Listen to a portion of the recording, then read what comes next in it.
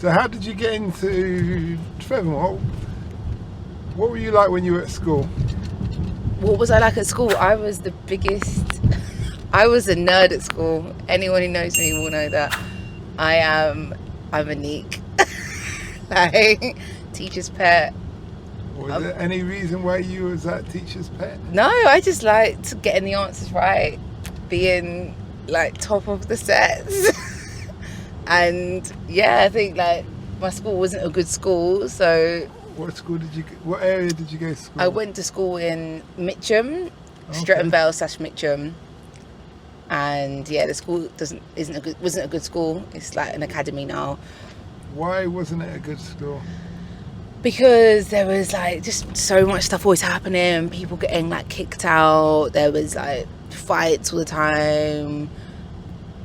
Teachers always changing, like every minute. Like we never had a consistent history teacher, geography teacher, language teacher, maths. I've had like, just when you think at the time you think, oh my god, this is normal, but as an adult I'm like, that was absolutely terrible for school, like not having consistent like maths teachers. What the hell?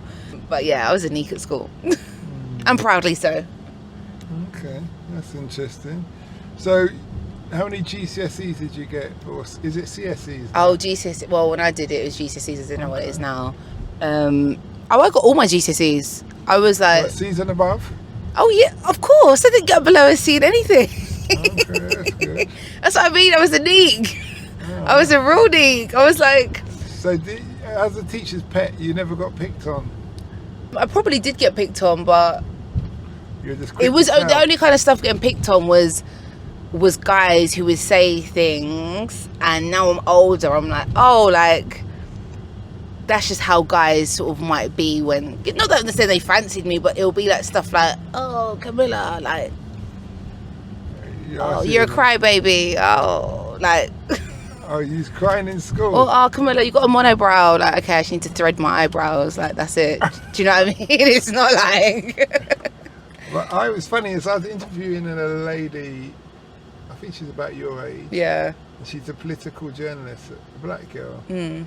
And she was saying how when she was in school, she went to a challenge in school as well, and she was a teacher's pet as well. And when people started to insult her, she'd say, "What? You really gonna insult me with your grades? You need to focus on your books. Look at you." And she used to be quick on the mark for that, and then people just left her alone. So yeah. See, I probably was the opposite. I wasn't quick on my mouth, and I'm still not. And when people like to wind people up, they pick up on that. They're like, oh, they're like pretty easy to, get a reaction out of. So people run with that. It's funny how it's all based on reactions, isn't it? Yeah. So, what did you do any sports in school? Oh, sports, no. Sports. Do you know what? I did like netball. Again, I was in like the netball team. I definitely wasn't any good, but I think because I was like a teacher's pet, and like because I guess. Like, I think a lot, especially schooling, depends on like how your parents allow you to facilitate extracurricular activities. Mm-hmm.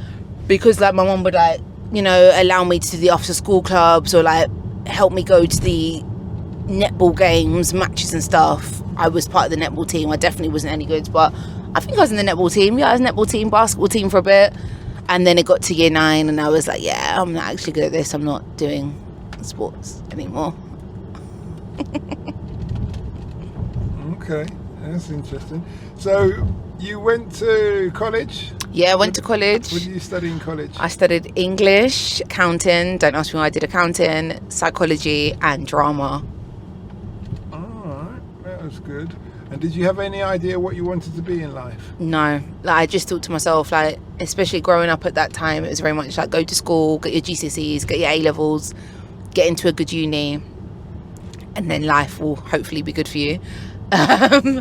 But yeah, just went to college and did my A-levels, got pretty decent grades as well. So. And how did you get to that point where you got into media?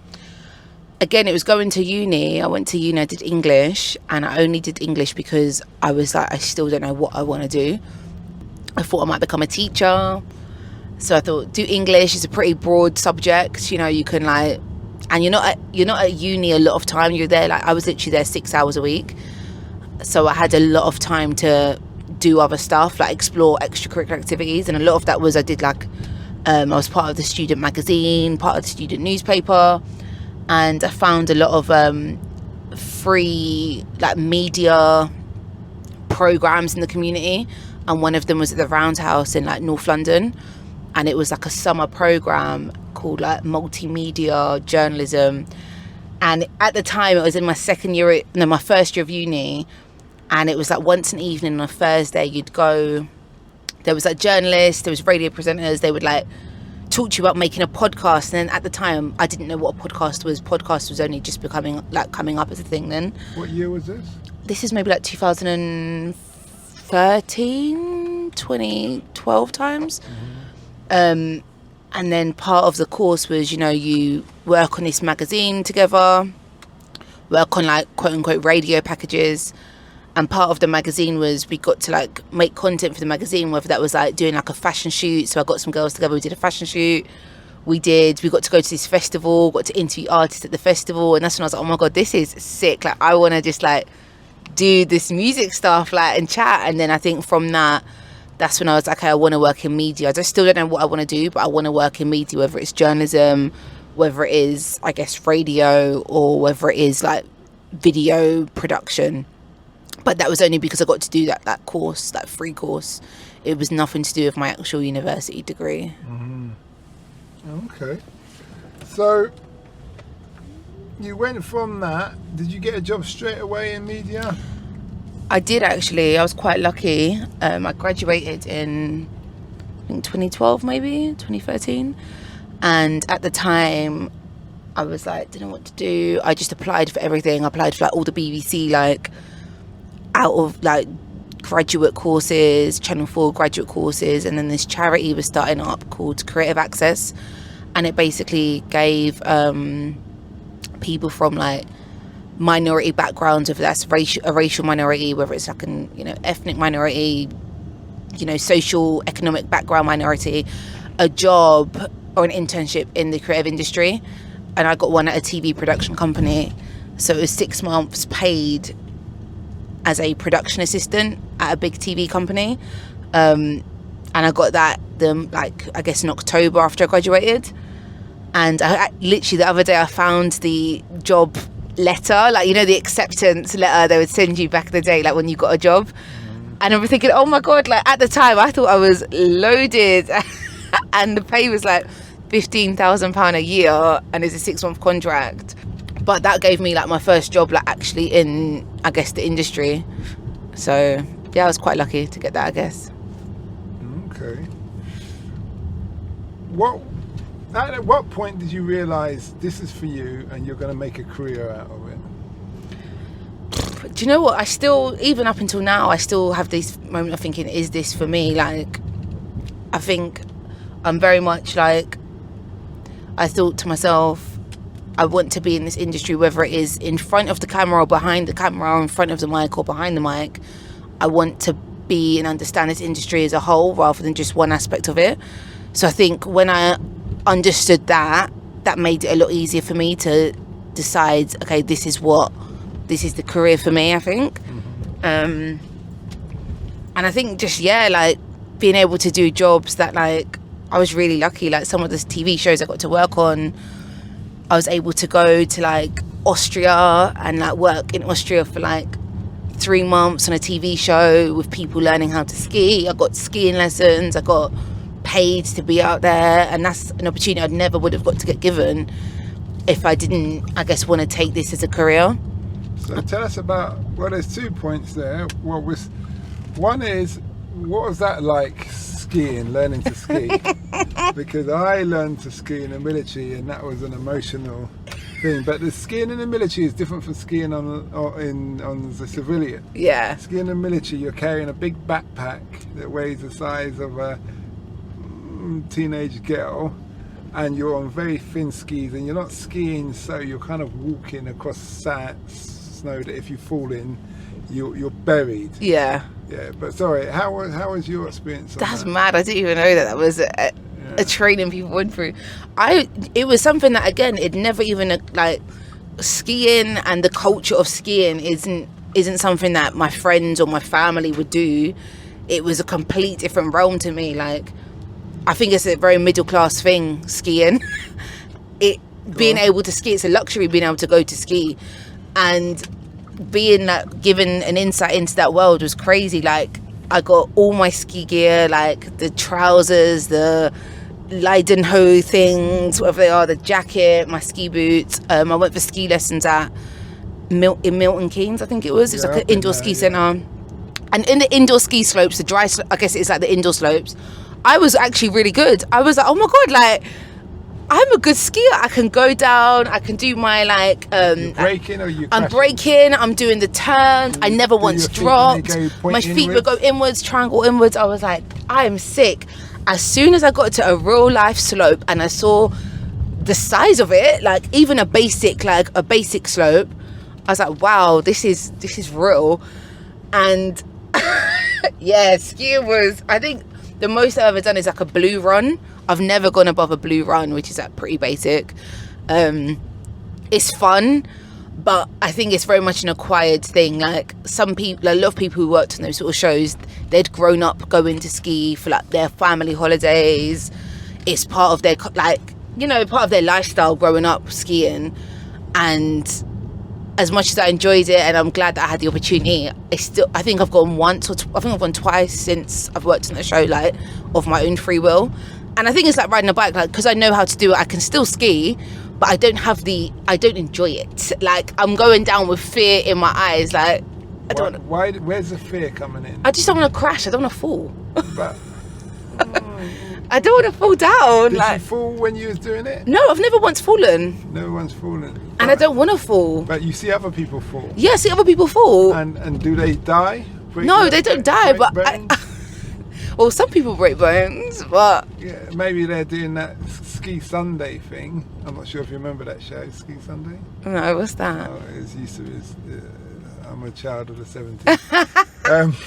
It was just a TV show all about skiing on Sunday. Okay. They really rinsed it to the max. Well, a lot of the people in the show I worked on got broken bones as well, so... Is it? Yeah. Okay, so that's what gave you a phobia. It's not even a phobia, I just think, like I enjoy it, like, maybe like 2 or 3 times, and I'm like, oh, let's just go and have a hot chocolate now. And it's such like a laborious... It's boring after a while. Yeah, it's just such a laborious thing, like taking the ski boots off, and then like you got these big boots on, you got these like hot trousers on, all these layers, like. But it's fun. Like, I think to have the opportunity to do it, and I would love to take. I've got 2 children. I'd love to still be able to take my children and give them that opportunity in life to. I wouldn't have put you down as a mother. Oh, yeah, I got 2 kids. How old are they? One's 5, one's 1. Okay. Well, congrats. I mean, you're giving me all these compliments. You said that I sound like I'm older than I look. Like, that's amazing. Yeah, I did. 5 stars. I'm joking. Okay. So, you were saying about the ski. So, what point of the skiing? Was there any point of the skiing where you just thought, I can do this now, I'm okay, I'm not I don't have to worry, or are you still on that idea that you're going to get injured eventually? I think a part of me still like I was going to get injured, and I think that just is maybe just my character as a person. Like, you know, I was like, oh, okay, you know, like, I can do it, I can go down a slope, I can get down, I know how to sit on like the ski lift up, I can do all of that. I just don't think I have that. I can't let go of the fear, maybe. Okay. You're training, is this training at the BBC, yeah? No, so I was like, it was just a job. It wasn't a training program. It was just like my initial job was a 6-month internship, and then from that point it was like I got a job as a production like coordinator, researcher on different TV shows, but all freelance. So like your contracts are like 6 weeks, 3 months, and you sort of go from job to job, but you get to work on like a lot of different things in that time. Okay, so how was that training? I think I was talking about being freelance. Like, at the time it was quite hard because, you know, you're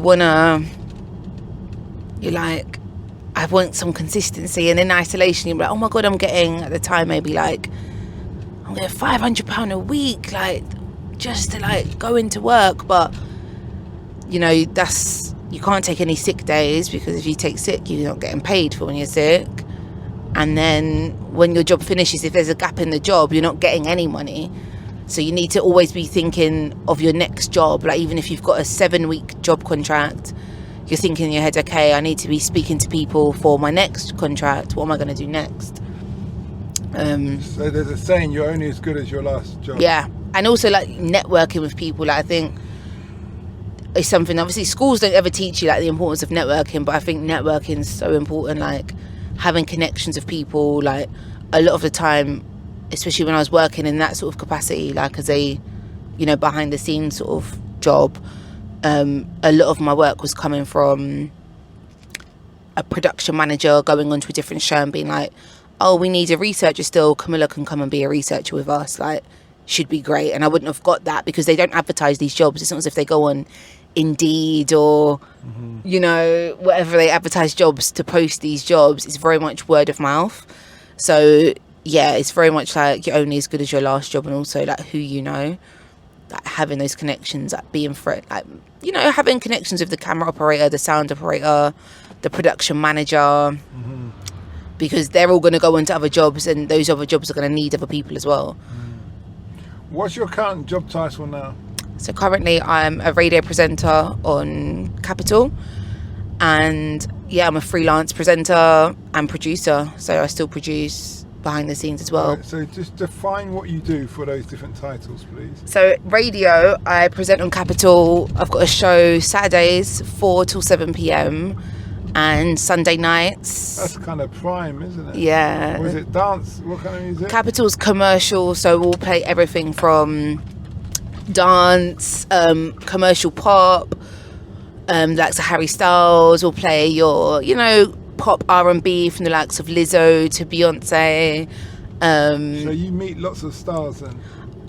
Do you know, I don't actually meet people because it's radio, and when I started during lockdown, but I get to listen to all those artists, and you know, we get to talk about them, and you're very much like involved in like pop culture. So, you know, if Rihanna's posted a picture of her, you know, her pregnancy maternity shoots, I'm going to be talking about it on the radio because that's what, you know, people are talking about, and our listeners are going to be talking about and watching and consuming as well.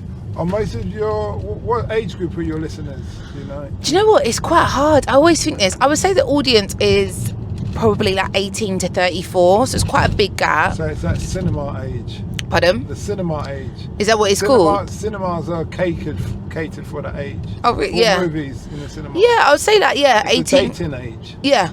If you're dating after 34, there's a problem. That's what they're saying, there's a problem. Oh, God. Yeah. Yeah, I guess then, yeah, 18 to 34 is the main audience. And are they mainly male or female? I would say, do you know what? Capital's commercial. Capital is mainstream, and that is what it does amazingly good. So it's to appeal to everyone, whether it's male or female, in that sort of age group. You Probably. know why? Why I ask is because you're talking about Rihanna's pregnancy photo. Yeah, that's only because that's an instant turn off for me. Oh yeah, okay. Are you in the age group though? All right, let's be that. Oh, too shy, man. This is a kick in the bollocks. No, but even if I was, I want to be. It's not right. I want to be. No. Also, sorry, I think age thing. I was talking to someone about this the other day. People get so obsessed with age, right? Like, I think being older is a blessing, and I think there's such a thing in. So I'm just dusting myself off as a kid. You're drunk. You're hiding. No. It wasn't intentional. No, but it's a blessing to be able to get older. So we need to we need to embrace that. Like, it's not a bad thing. But yeah, no. I mean, it's interesting you said that about. But as a woman presenting, I am gonna always tap into things that I might find interesting. Yeah. And it's so interesting you said that, because I'm like, oh, actually, I probably wouldn't have thought that somebody wouldn't find that interesting. Yeah, exactly. But no, you said that, I'm like, oh, actually, it's true. Like, It's like if my partner came to talk to me about Rihanna's pregnancy photos, I'd say, stop, call your friend. That's a conversation for her. It's not for me. It's not for me. Yeah. Okay. What about Harry Styles? Who's he? Oh my God, you don't know who Harry Styles is? No, I don't. I get told off for this, for being out of touch, and my children go, Dad, you're just old. You don't know who Harry Styles No, is? who is he?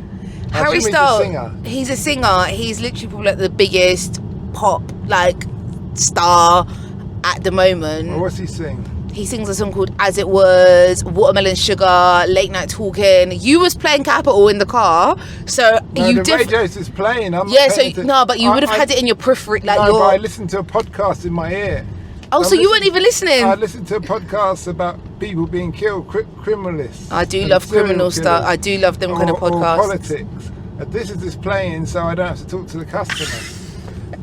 Sorry, I've just given away by. There he is. He sold the truth. Okay, well, Harry Styles is he's a huge pop star. And it came from Pop Stars or Pop Idol. He came from X Factor. Okay. Was in a group called One Direction, and they kind of went on a hiatus, and he's become the biggest solo member from that. But he's got a huge fan base. When we have Harry Styles tickets, or if we're doing a show with Harry Styles performing, Harry Styles, they will literally message in obsessively about getting tickets. He's a globally, not just in the UK, Brazil. He's a British guy. He's British, yeah. Okay. Yeah, he's big. Sorry, can we just quickly? You spoke about you're into murder podcasts. Yeah. So what's your favourite Well, I listened to one called The Casual Criminalist, and that's by a guy called Simon Whistler. He's an English guy, but he does cold reads. You know what cold reads are? Cold case? No, cold read is someone's wrote the script. They basically take a serial killer like Jeffrey Dahmer, and this guy writes up his history from childhood, birth, to the day he died or he's in jail or court, and then he gets given the script that he doesn't know what the subject's about or anything. He just opens it and he just starts to read. Oh. Do you see what I mean? That sounds interesting. Yeah, he's really, really good. The way he presents, he's articulate. He's, I listen to him not just because of it's an interesting thing, but he's a very good podcast. So it's also and his point of view, and it's funny how he is quite a what do you call it? Not for violence, pacifist. But over the times, he's changed to become very much like me. He needs to die. Oh, really?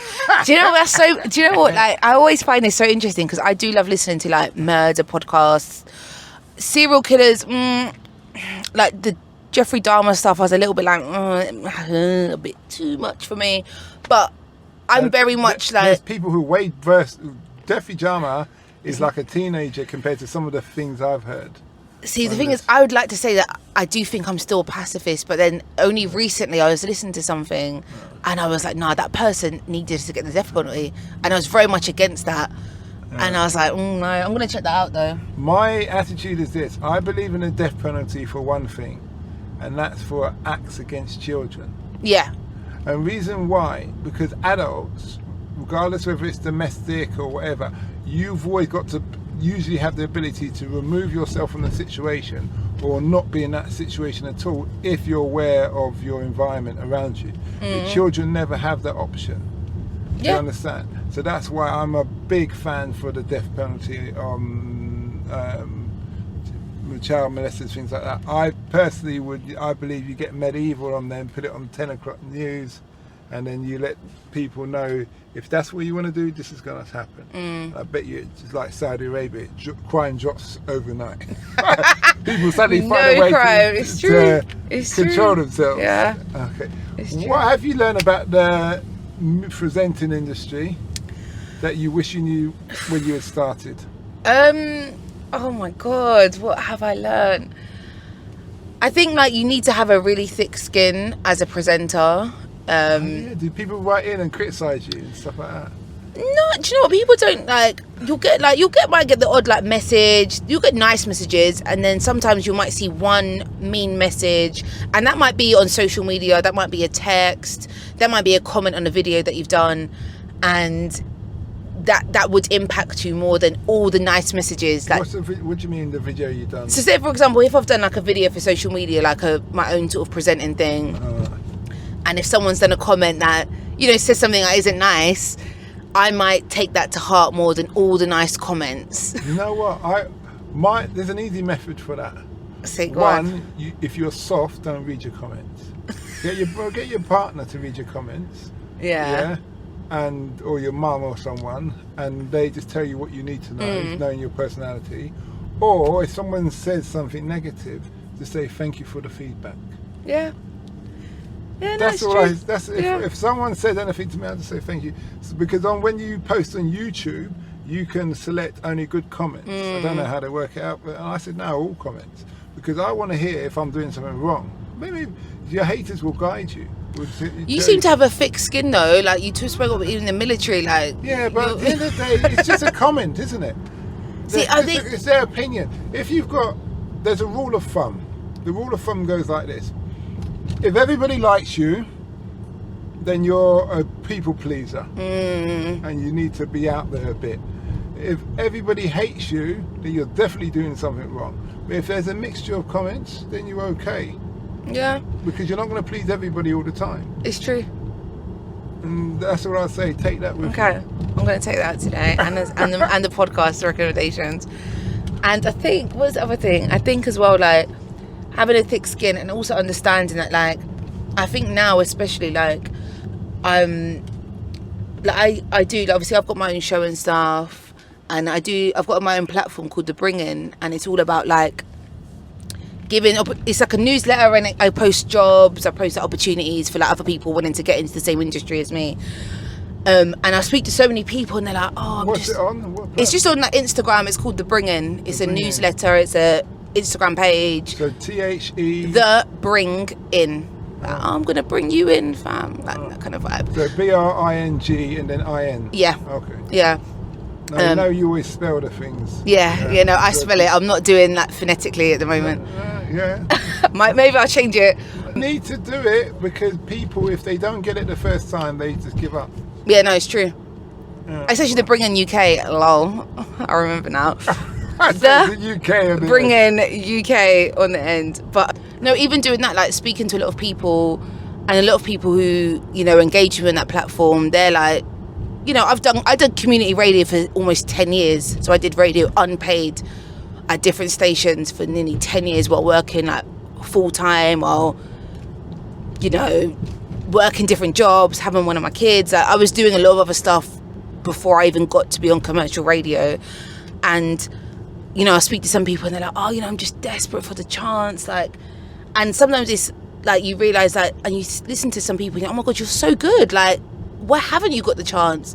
And sometimes you realise that a lot of the things in this life are literally down to luck, like, or where you place yourself. And how you place yourself. Like, but isn't that down to you? That's not luck, that's you making an effort. It's down to you, but placing yourself in the right. I'll give you an example. But I think sometimes it does depend on also the person. Like, you're essentially everyone's opportunities are dependent on somebody else giving them a chance, right? No. Sometimes it is. No, sometimes it is. Can I point go out on. Okay, give me your example then. This woman, I'll never forget, I interviewed her, and she wanted to get into, I think it's marketing or something like that. And she'd been applying to all these companies in the city, and no one was responding. So she looked on a map on where these companies are based, and she looked at where's the nearest pubs. And she went to the pubs and she said, do you get a lot of marketing people in these places? She said, they said, yes. He said, what company? Do you know what company you're for? Oh, that one over the road. Oh, okay. What time do they come in, please? And they told her, and then she just made sure she got her friend, she dressed up nicely, and she made sure she was in that pub at that time when those people were coming in there. And she positioned herself near the group, and then one of the guys got talking to her, and he's talking, and then she let it slip. Oh yeah, I've been. Oh really? I'll tell you what. Give me a call Monday morning, and we'll see what we can do. And she got in there. Wow. She's using her head. She's thinking outside the box. She's not making excuses. She's not telling people about luck or life's hard or whatever. She's just realised, and that's what I love. So that's a military thing. Okay, we can't come from the outside, so we're going to send so and so in. Trojan horse. But go on anyway.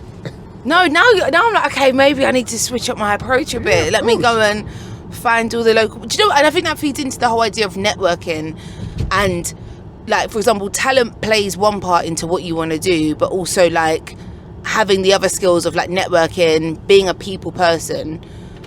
But if you're in the presenting business, you're trying to get, you got to be a people person. Yeah, that's given. So that's thing. You just got to stand out. I met this guy, another guy I did an interview with. He's in the oil business. He's got a massive house backing onto Richmond Common. I don't know if you know Richmond Common, a very wealthy area. It's like he's got the electric gates that slide open, and he's balling. Gate, yeah.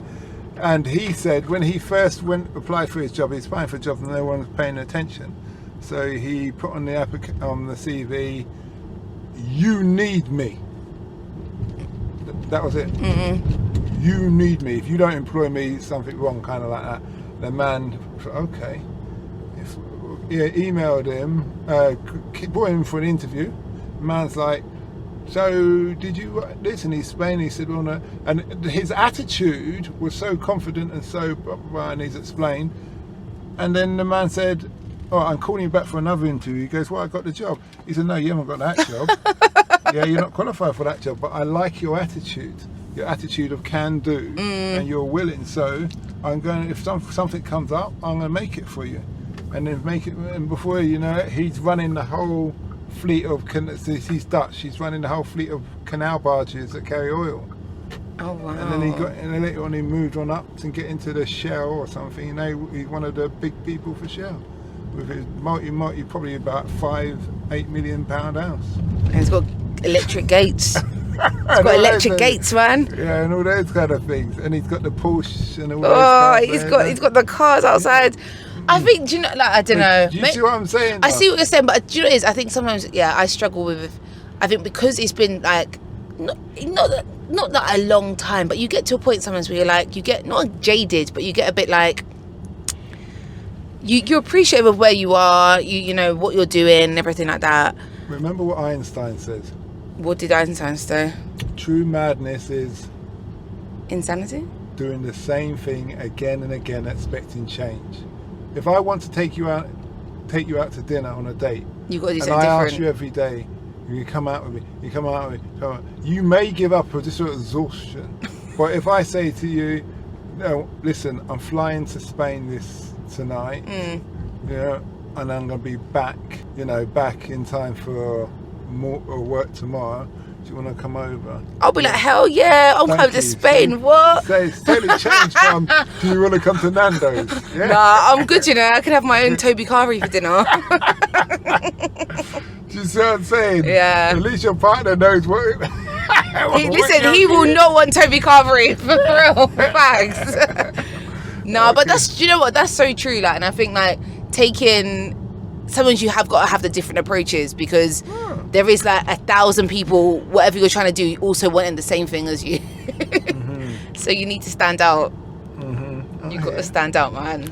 Well, we're coming to the end of the journey. Yeah. It's been a great interview. Oh, thank you. What would be your advice for life based on your experience so far? Oh my God, I don't know. My advice for life is short. Life is very short. I think appreciate all the moments you do have while you're in the moments, but also understand that you can reinvent yourself, because even though life is short, life is pretty long at the same time. Like, you can have 3 or 4 different careers, in your lifetime, and they can all be lit. So don't worry about starting all over again if you need to. Where can people find you?